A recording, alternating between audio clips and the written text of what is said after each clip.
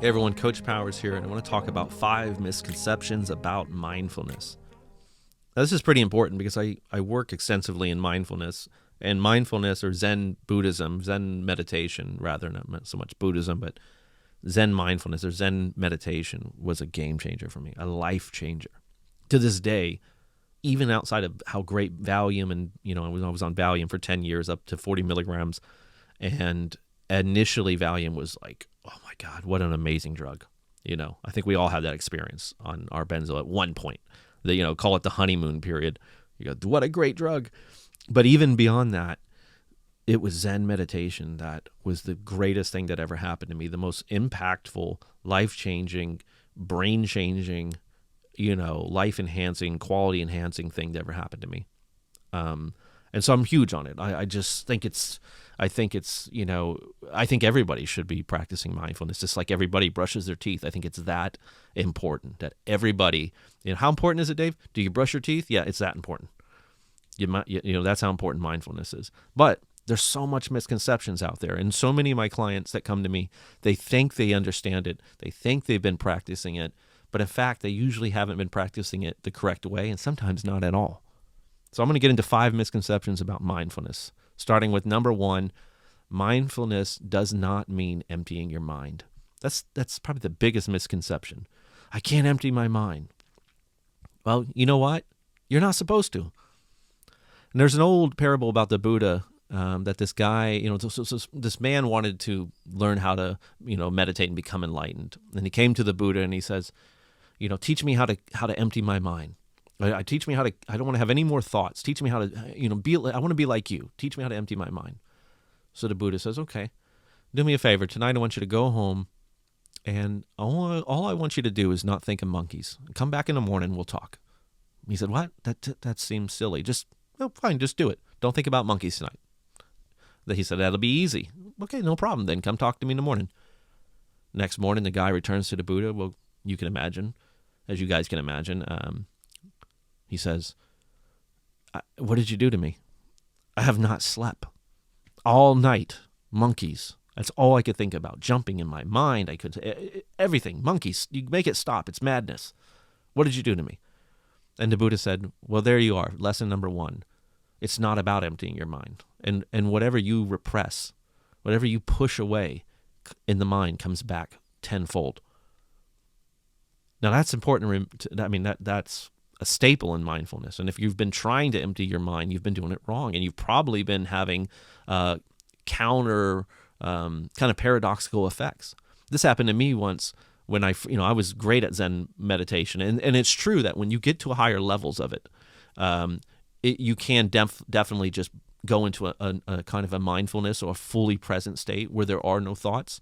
And that is definitely a place of kind of a byproduct of becoming more present and getting to a high quality state of consciousness through mindfulness practices, that you will be in a place of controlling your mind. Meaning, I think when I want to think. But if I'm sitting at a beach looking out at the water, I can just sit there and look at the water and go, wow, this is beautiful. I love it. It feels great. I'm not sitting there thinking and ruminating and worrying and constantly thinking and thinking and think. This is what we normally live like. We live with this incessant wheel spinning in our head of thoughts. So it might sound contradictive, but it's a later place that you get to, and you don't get there by pushing the thoughts away. It happens organically. So mindfulness is not about emptying your mind. Rather, it's about breaking identification and just allowing the thoughts to just coast over and pass you by and watching them. It's about being present of the thoughts, right? It's about watching the thoughts. So think about that for a moment. It's about watching the thoughts. Okay, number 2. Excuse me. Number 2. You don't need a special time or place to practice mindfulness. I hear that all the time. Well, I'm too busy, and I got the kids, and I'm working, and I don't have the place to do it. You don't need a place, and you don't need a time. The time is now. The place is here, right? Because mindfulness is all about being present, and you can do that any moment. You could be washing the dishes. Take a moment to be present. Doing the laundry. Take a moment to be present. Taking a shower. Taking a bath. driving the kids to school, sitting out in the backyard, having your morning cup of tea, whatever it is for you, every second, you right now, you could get off this video and just sit there for a few minutes and just be present and just listen to your environment and look around. If you're sitting in a room, look around your room, look at the vent, look at the curtains, look out the window. Do you see a tree? Is the sky blue? Is there clouds? And don't judge them. There's nothing to judge here. All you're doing is just being here. And in that regard, mindfulness is the easiest and the most difficult thing to practice. It's so easy that it's somehow difficult in that regard, right? It's almost like we feel like we can't be doing it right. We got to be doing something else. It's too simple. It's trivial. So you don't need a special time or place to practice it.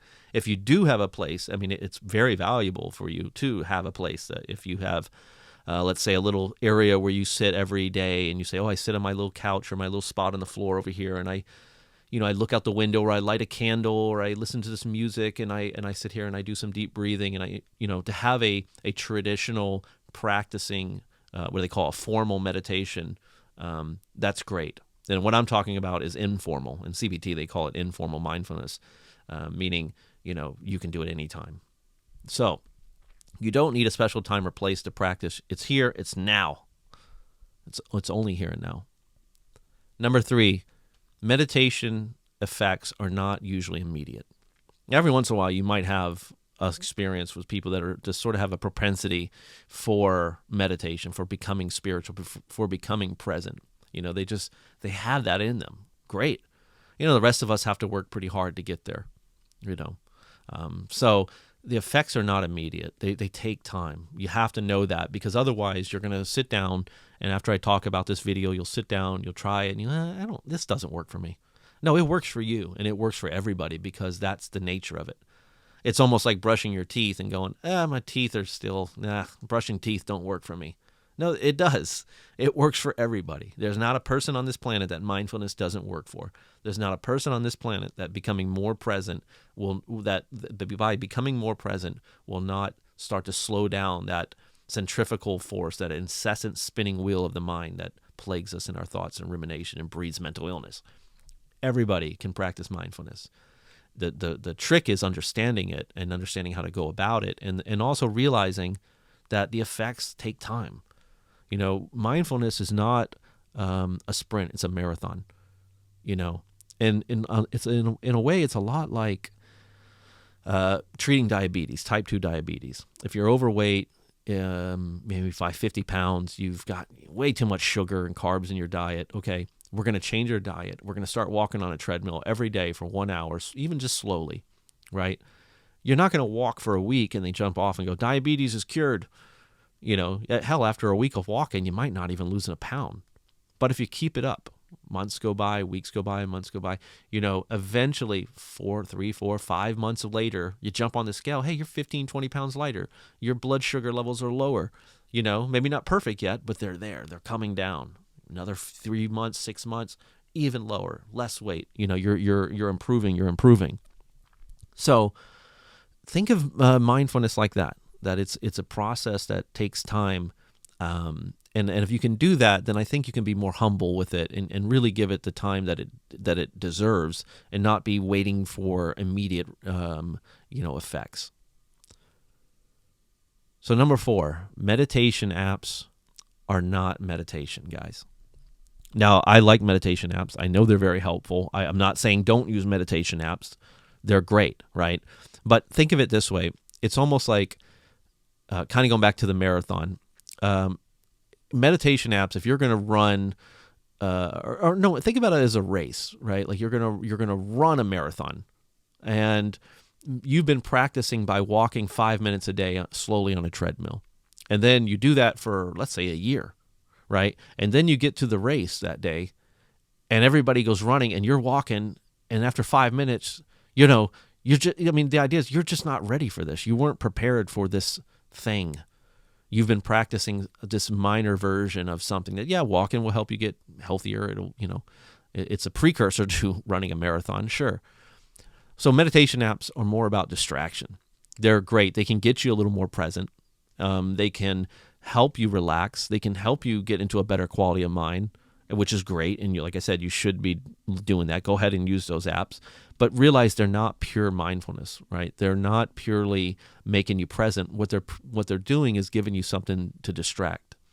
So they're a source of distraction. Let's be honest. You're listening to the guy talk. Me talking right now is not a meditation necessarily. It's a distraction. It's educational. You're learning. Maybe my words and my voice soothes you and helps you relax and get you in a better place. Great. That's fine. But it's not mindfulness. Mindfulness is being present.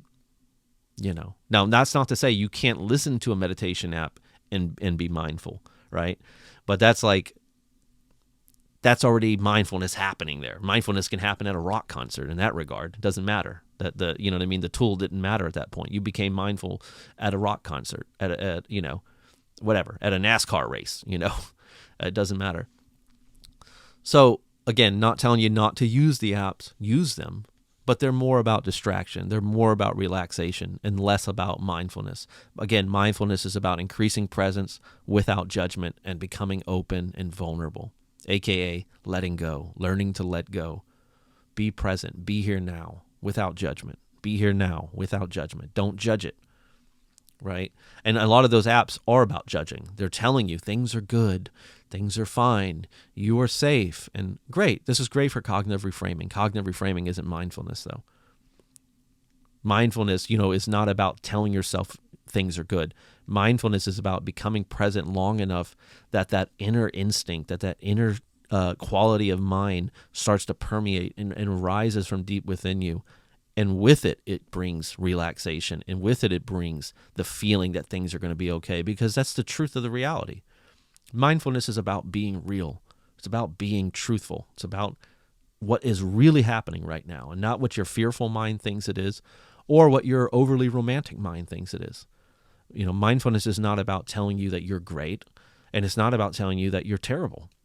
It's just about being here. That's it. Just about being here. You're neither great nor terrible. Things are neither great nor terrible. Things are not good or bad. There's no judgment, right? So again, if you want to practice mindfulness, and you can do it with a meditation app, but don't mistake a meditation app with mindfulness. Exactly. Okay. I hope I made sense with that. I know I kind of rambled there a little bit, but it's a kind of an abstract truth in there. Okay. So last, certainly not least, number 5, mindfulness is all about spiritual quality of mind. Again, this is one that goes under the radar a lot. And this is one that I have a bone to pick with psychology, because psychology is so worried about ethics and not being spiritual and respecting everybody's faith and this and that we've kind of thrown out the baby with the bathwater in a sense. Meaning a big part of mindfulness is the opening of a spiritual center within you.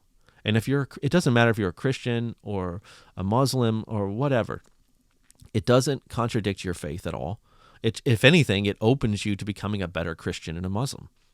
It's taking out all the distortion between the signal from you and God. That's all mindfulness does. It doesn't reprogram you for a faulty, a new God or a false God or any. It's no belief. In fact, mindfulness has nothing to do with the concept of necessarily the concept of God, or telling you where you go when you die or how you got here or good or bad, or it has nothing to do with that. It's quite literally just a mechanism to regain harmony over the mind. That's it. So mindfulness is about quality. It's about spiritual quality. And if you are already a spiritual person, if you're already a religious person, and remember, religious people, just because you're religious, just because you can quote scriptures does not mean you're spiritual. I mean, you can be completely vacant inside and be the great and be you can get on Jeopardy and win the show if they asked you questions about your faith. Yeah, you can nail it, man. Every bit of it. You can quote scripture all day. But do you feel spiritual? Do you feel connected to something higher than you? Can you look at life and see that it's precious? Can you feel love in the people around you? Can you appreciate what you have? The quality of spirit. That's what's important. And even if you're an atheist and you go, I don't believe in God, it's not about God. It's about it's about spirit, right? It's about that quality of presence of being connected to your life on earth. right? It's like you watch your kid being born. You don't have to be religious to go, wow, my God. That sounds contradictory. I said, my God. But, you don't have to be religious. It feels religious. Now, I would argue, without getting too philosophical, that religion was a manifestation of the natural signal that was already inside us. It was us trying to explain this thing that was there. It's like, which came first, religion or the spirit? The spirit came first. That part inside you that saw a rainbow, that saw, when you reflected on your life, when you were dying, when you saw people you loved, when you saw the birth of your child, anything in your life that made you feel that feeling, that indescribable feeling inside you, that, you know what I mean? It's hard to give words to it, but I'm sure many of you know what I'm talking about. There's a spiritual quality, and there's a sacredness to things. And I think that's missing today in the world. Nothing seems to be sacred anymore. So make things sacred. Make your love sacred. Make your space sacred. Make your practices sacred. Cherish the people in your life. If you have good people around you, even if it's just one person that loves you, cherish them. And when you do cherish them, when you do celebrate them, there will be something that's almost like a lotus flower or a flower blooming inside you, a light going on. That's spirit. And that's what mindfulness is all about. And that's why Buddhism became a religion. It was never intended to be a religion. We'll get into that maybe another time anyway. But so mindfulness is all about spiritual quality. Be spiritual. If you become present, if you're washing the dishes and you're becoming present, without judgment. So here you are. You got your hands in the water. You start to use the water and all the senses around you to ground you to the moment. So you feel the water. You feel the warmth of it. You see the bubbles, the textures of the bubbles. You hear the faucet running. Maybe you hear your kids laughing in the background. The TV's on. You hear the ceiling fan. You hear the dog barking outside. You're smelling a candle or a fragrance from the other room. But you're not judging any of it. When you put your hands in the water, you're not concerned to go, this water's too cold. This water's too hot. It's too dirty. It's not about judging it. It's about removing all of that. I don't like that smell. That dog's barking too much. It's about none of that. It's just about just sitting with it, just being still, being present, and using these things to connect you, to ground you in the moment. Mindfulness is the silence between the words. You feel that? It's the silence between the words. So when I stop talking, and you suddenly become very present. That's mindfulness. And that's why those monks will ring a bell and they will sit there meditating and listen to that bell as it dwindles into silence.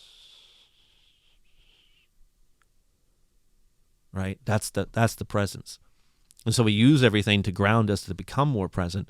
Now the next part is, again, not judging it.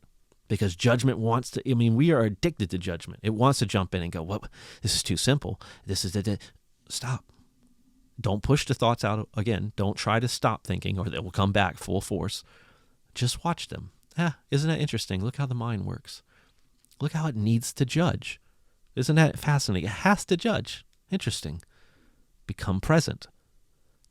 Presence is between the sounds.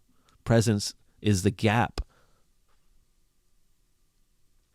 Now, next, I want you to become open and vulnerable, aka let go. That is the spiritual quality of mindfulness that I'm really getting at here with number 5. Become open. Now, this is hard. This is maybe the hardest part of mindfulness, actually, is letting it all go. Because, there's a good argument to be made that, indeed, all of our incessant thinking is a sense of control.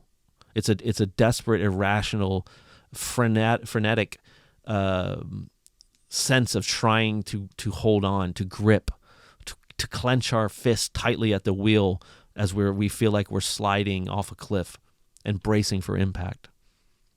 And everything about you, what you've been doing with going through this Benzo thing, and especially your whole life, has been one giant exercise in bracing for impact. And now you have to let go. But and it's dangerous. It's like, you want me to let go? I'm going to hit the wall. Maybe. But what you tend to find out, and this is what's unbelievable, is that by letting go, you don't hit the wall. That letting go is the brakes. Letting go is what makes you dodge the wall. Letting go is what allows you, if you hit the wall, that you're limber enough that you don't get hurt. So mindfulness is about letting go. And if you start practicing this, it ain't going to happen overnight. You'll be lucky to have 5 seconds or 10 seconds of pure letting go, because you go back to the guarding. It's like you're in a boxing match and punches are coming at you. Dave, you want me just to put my guard down? Yeah, because what you're going to eventually find is most of those punches are you. Unfortunately, and as crazy as it sounds, it's us. So letting go, becoming vulnerable. And remember, letting go and becoming vulnerable does not mean giving up. That's important. And I think that's the confusion there. I think that's the instinct to put your guard up and to keep, bracing for impact. Because otherwise, it's confusing. It's like, you want me just to give up? What are you saying? I'm in a car. It's sliding on ice. It's barreling toward a cliff. You just want me to take my foot off the brake and the steering wheel and just go with it? You just want me to give into it? But I'm talking about it's different than that, because it's actually, in this example, the sliding is being caused by our sense of control. It's almost metaphysical. It's almost supernatural, it feels like, in some regard. So open yourself when you're becoming present. If you're washing the dishes, if you're folding the towels, take just 5 minutes, take 50 seconds, take 10 seconds to feel the towel. Maybe hold it up to your nose and smell that fragrance. That's, again, I was about to say that's nice. It's okay to acknowledge it, but we're not trying to judge it. It doesn't stink. It's not good. It's not bad. It's not folded the wrong way. You know what I mean? We're not griping about how much laundry there's left to do. We're just here right now, and we're using our senses to be present. We're using them to be here. And if a thought comes, we just watch it. Being aware of thoughts is enough. That's it. Be aware of them. Because the only time thoughts have power over us is when we're unaware. That's what rumination is, matter of fact. I mean, that's why I say mindfulness is the antidote to rumination. Because rumination is unconscious, perpetuated, self-perpetuating, fearful thinking. And how do you stop rumination? Step one is becoming aware that you're ruminating. The second you know it, it's like biting your nails. Bite your nails till they're bleeding for an hour. And then suddenly you look down and you go, oh my God, I'm biting my nails again. And you take your hand out of your mouth. There it is. Now maybe you put it back. You feel that compulsion. I want to bite them. But I'm aware that I'm biting them. Now I can it's step one into changing it. You can't stop biting your nails until you realize you're biting them. You can't stop ruminating till you realize you're ruminating. So I hope some of this makes sense to you guys. Again, hey, this was going to be a 5-minute video. Quick 5 steps. I'm terrible at 5-minute videos. But there's so much to be said. So I hope that some of this made sense to you guys. The 5 misconceptions about mindfulness, and there's probably a dozen of them we could go down. So hope that helps you guys. If you're interested in any coaching, you can reach out to me at powersbenzocoaching.com, and we can get much deeper into mindfulness. I've got lots of different meditation exercises and techniques and all kinds of fun stuff. So, all right, guys, believe in your recovery. Keep strong. Let go. Love. And remember, there's life after benzos.